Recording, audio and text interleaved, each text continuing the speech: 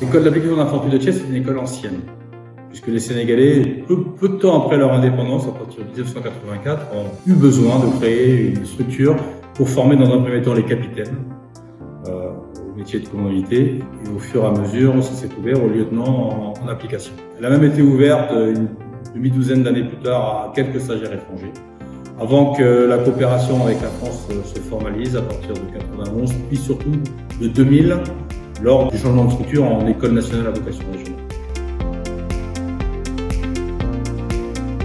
Cette école a pour objectif de former les officiers subalternes à leur premier ou deuxième commandement. Ça signifie que nous formons les lieutenants en application, non seulement l'arme de l'infanterie, mais aussi depuis quelques années l'arme blindée cavalerie.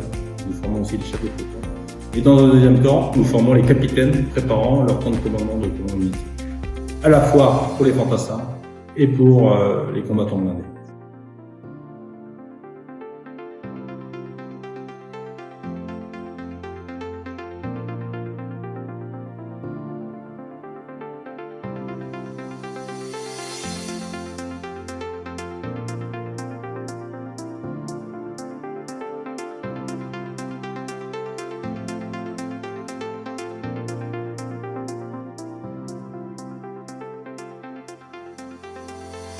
C'est une école qui fonctionne bien, une école qui accueille énormément d'étrangers.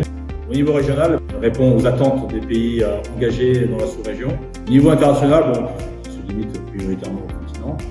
Il y a eu des ouvertures. On a eu des stagiaires lusophones, anglophones, hispanophones de Guinée équatoriale. Notre objectif, clairement, est de leur donner l'ensemble des outils intellectuels, physiques et matériels qui leur permettront l'engagement d'emblée, c'est-à-dire la capacité à être utilisable par leur armée respective immédiatement. Depuis les événements au Sahel, notre cœur de formation a évolué évidemment par rapport aux différents conflits que nous connaissons dans la sous-région. Et nous avons cet objectif de préparer ces lieutenants et ces futurs capitaines aux conflits asymétriques qui les attendront dans la région sahélienne.